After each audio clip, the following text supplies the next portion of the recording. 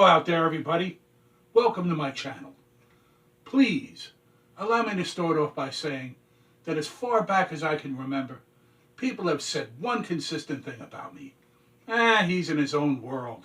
And you know, they were right. And I'd love to welcome all of you to it. Welcome to my world. Welcome to the Wretched Theater.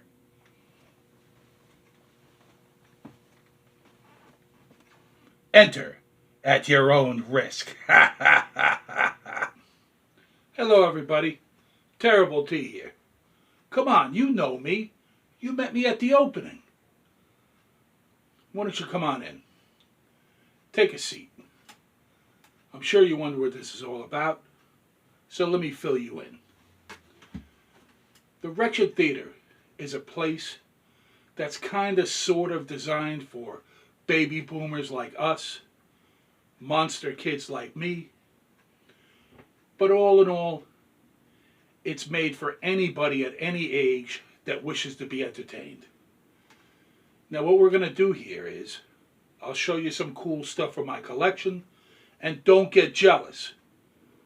I'll tell you some funny stories. I'll tell you some of my life experiences. Oh, and some of them may be true. And I'll tell you some jokes. And some of them may be funny. But the two things that we will never discuss in the Wretched Theater is number one, religion, and number two, politics. As far as religion goes, I have not been to a church in so long. If I went to a confession booth right now, I'd have to bring a lawyer with me. No, Father, my client doesn't have to confess to that. No, Father, my client doesn't have to confess to that either. And as far as politics goes, you know about that little boy that asked his father, Daddy, how come all fairy tales start with once upon a time? And his father said, no, son. Some fairy tales start with, if you elect me, I promise to. Anyway, enough of that. I hope you guys are ready to get started. See, I just knew you were going to say yes. So, let's go. Come on, show us some cool stuff, T! Ha ha ha! Okay, since this is our first episode, I really think that our first cool stuff segment should be about the very beginning of horror in the early American cinema. Now, I'm sure you know that you really can't have a lecture on that subject or even a conversation about it without at least mentioning the studio. What studio? I'm so glad you asked. Why, Universal Studios, of course.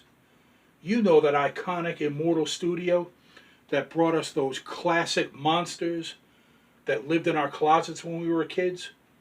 You know, those monsters that lived in the pages of Uncle Forey's famous Monsters of Filmland. And in the Monster Times, and also in the Wretched Theater. Yes, that studio. You also have to give praise to the actor. Please, don't even bother asking what actor. You already know that it is the man of 1,000 faces, Lon Chaney. And yes, that is a 1925 lithograph. Extremely rare. So, without further ado, what I'd really like to show you in this segment is, as baby boomers, we all remember Aurora Plastics. Well, Aurora Plastics did make 2 movie monster models of monsters that were played by the great Lon Chaney. And I'd really like to show you those. So please stay seated for a minute. I'm going to go get them, and I'll be right back. Told you I'd be right back. Now, these are the 2 movie monster model kits made by Aurora of monsters that were portrayed by the great Lon Chaney.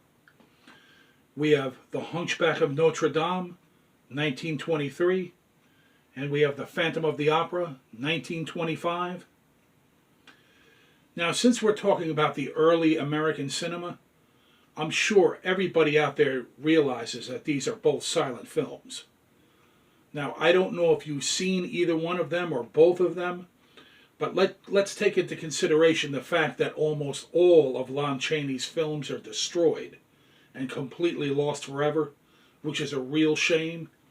The fact that you can see both of these masterpieces in their entirety is nothing short of a miracle. So if you haven't seen them, make it your business to do so. You will be totally impressed.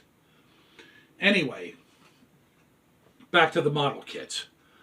Now, when we bought these model kits as kids, the first thing that caught our eye, of course, was the box. And that's what I would like to start with. Now, if it's okay, I would like to start with The Phantom of the Opera. This is an original 1969 Phantom of the Opera glow box.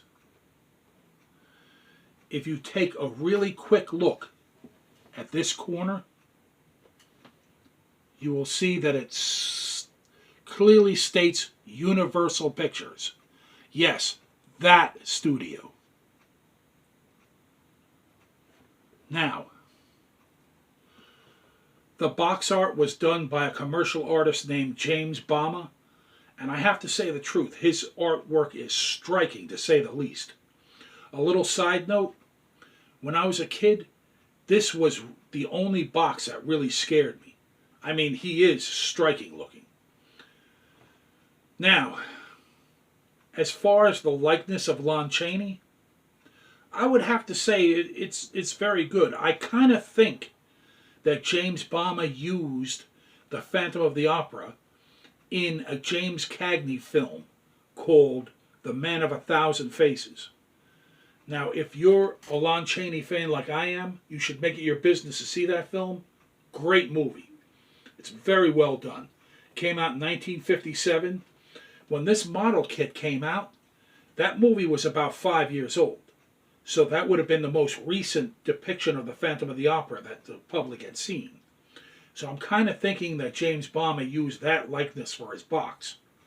I mean, it is close enough, I would have to say.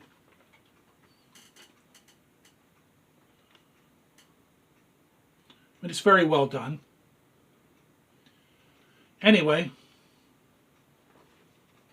let's discuss the model kit.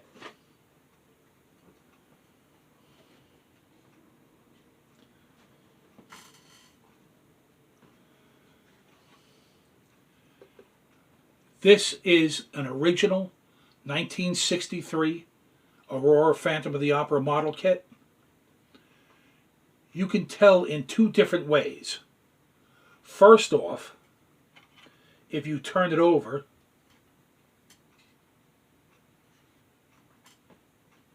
you can see the Aurora stamp, 1963. Another way you could tell is, if you look right here at the base, and not at that guy, I'm sure that guy has seen better days. If you look right here at the base, you will see a lizard. Now, for some reason, which I don't know why, I can't answer it, when this model kit was recast by Monogram, Revel, Illuminators, and Polar Lights, for some reason they never included that lizard. I don't know if they lost the molds or they just didn't feel like bothering with it. I can't answer it, but you can clearly see the lizard there. Now, this model kit was done by molds that were created by two engineers, Bill Lemon and Ray Meyer of Aurora, and I think they did an outstanding job. Speaking of outstanding jobs, when I bought this kit, it was all complete. It was fully assembled.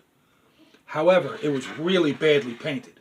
Whoever painted this kit, they must have did it in their sleep. It was awful. So I literally pulled it all apart. I stripped it all down and I repainted it and I put it back together again. And if you don't mind me saying so, I think I did a pretty good job. I think it came out pretty good, even though I say so myself.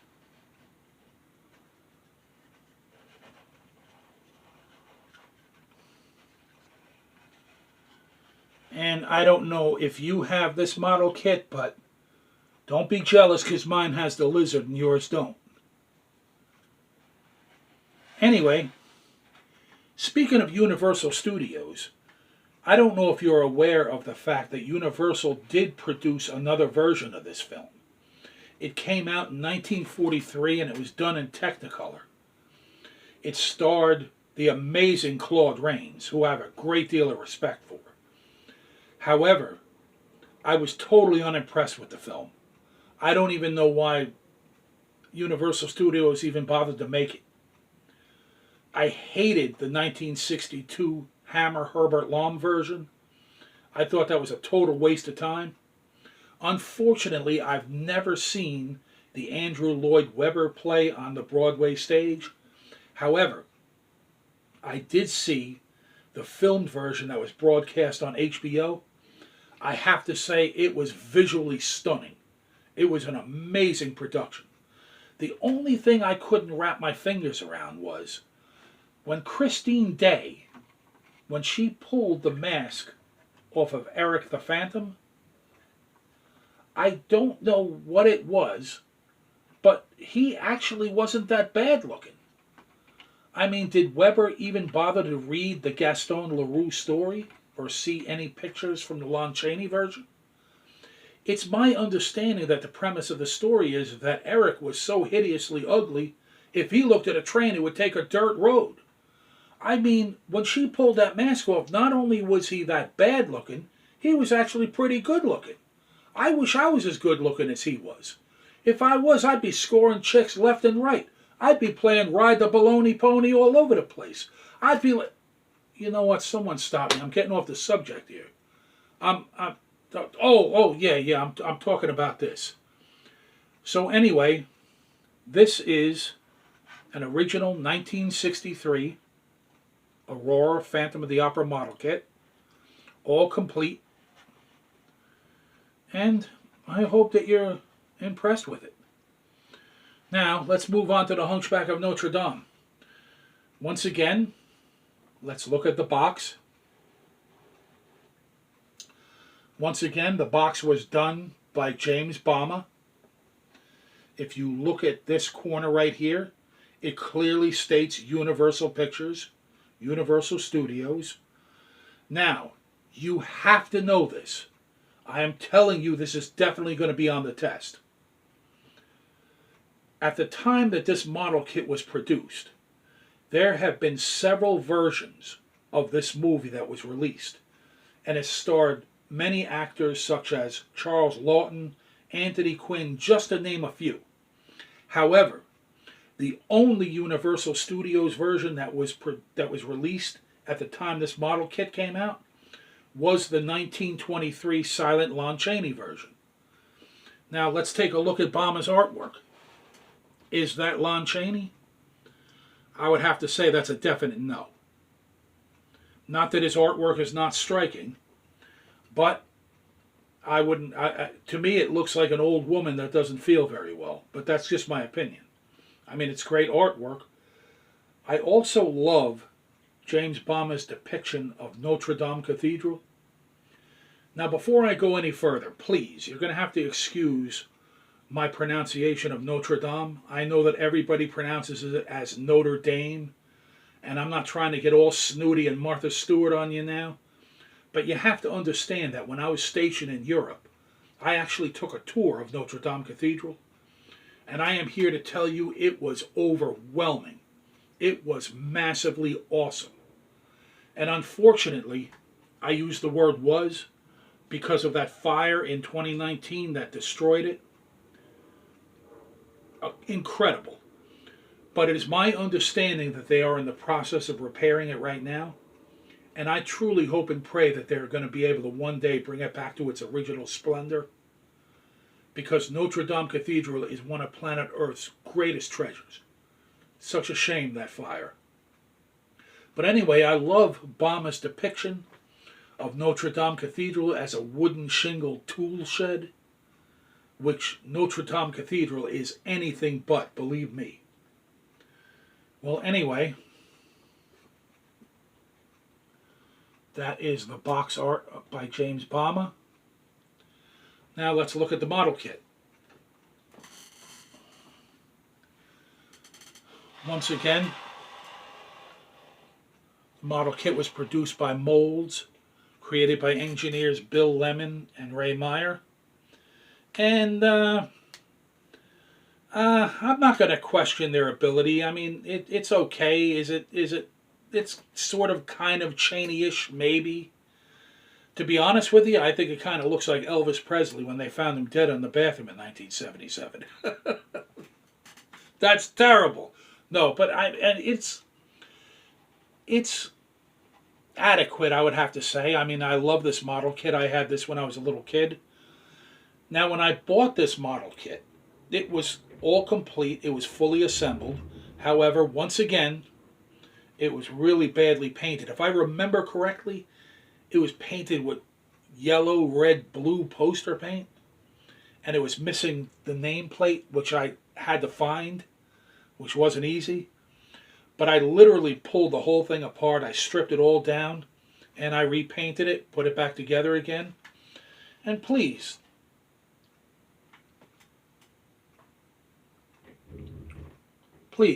don't let me brag, but I think I did a pretty good job.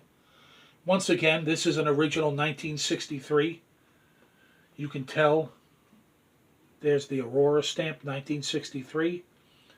It's the original light tan plastic, not the dark brown of the Glow Kit 1969.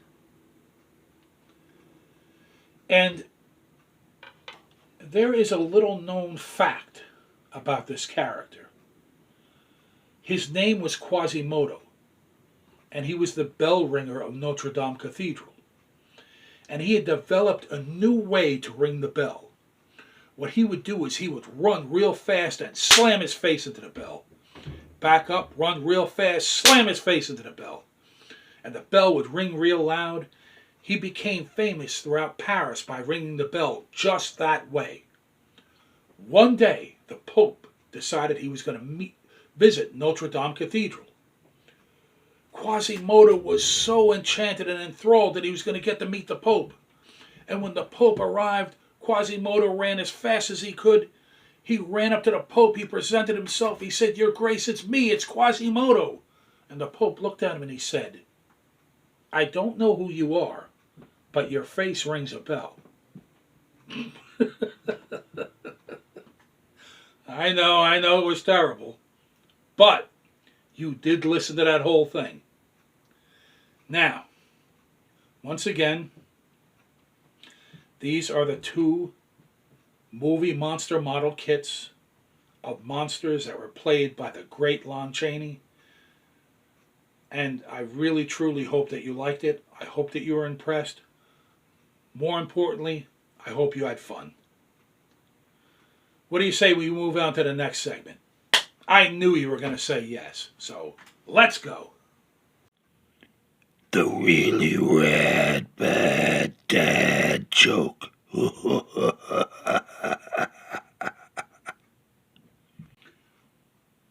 Okay.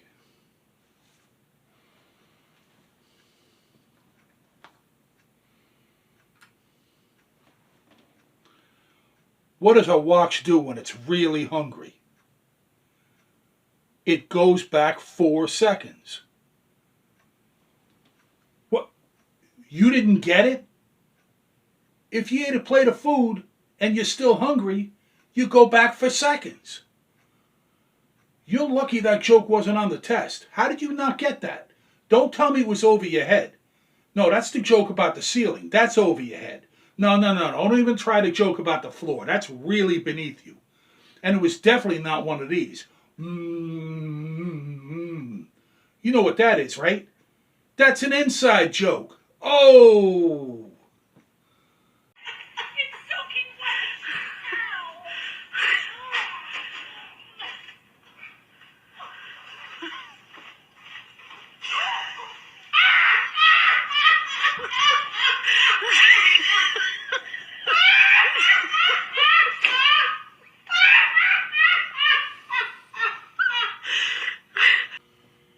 Yes, it is definitely funny story time, and boy do I got a funny story for you. Okay, when I was a little kid, I was literally so bad.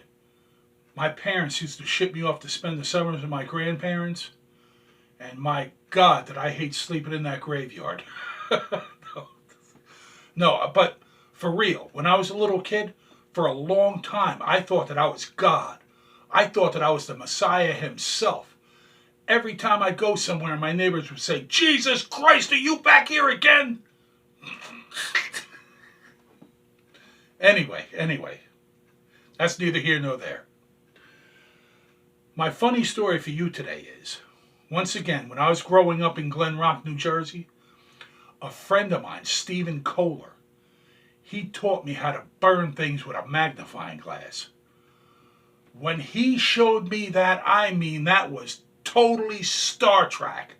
That was Fire Phaser's Mr. Spock. It was incredible. It was amazing. I immediately ran inside and I got one of my mother's big magnifying glasses. She always used to do her crossword puzzles. I went outside. I burned this. I burned that. I burned this. And then, somehow, some way, the little girl next door, her hand got burned. I have no idea how that happened. She ran inside. Her mother was livid. She came out screaming and yelling. Then next thing you know it, here comes my mother with the wooden linguine spoon. She came after me and she hit everything but the bottom of my feet. She took the magnifying glass and she hit me in the head with it. And she said, and I'm quoting her, "If I ever catch you with another magnifying glass, I'll kill you." And I'm telling you, I took her word for it. Well, anyway, that same day, I got a box of Cracker Jacks. And you will never believe what my prize was. I'll give you 3 guesses and the first 8 don't count. What? Wow, you got it on the first one. You must be psychotic. I mean, psychic. Sorry. Yeah, it was a magnifying glass. Well, needless to say, if you told Vladimir Putin that my mother was on her way to Moscow right now with a wooden linguine spoon, I'm telling you that man would surrender and he would resign.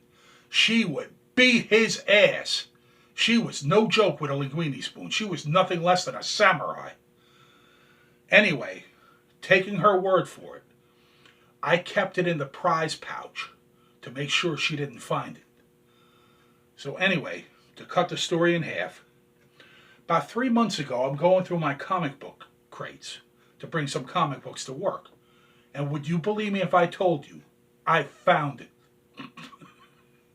I found it.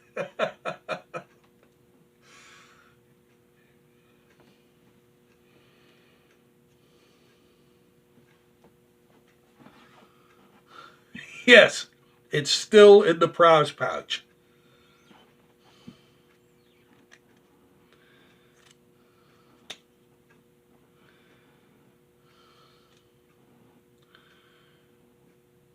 Can you see Cracker Jack?